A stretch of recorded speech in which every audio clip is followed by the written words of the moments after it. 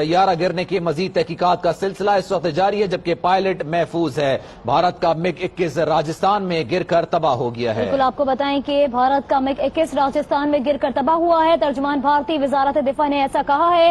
مزید کہا گیا کہ ابتدائی اطلاعات کے مطابق MiG 21 سے پرندہ ٹکرایا ہے۔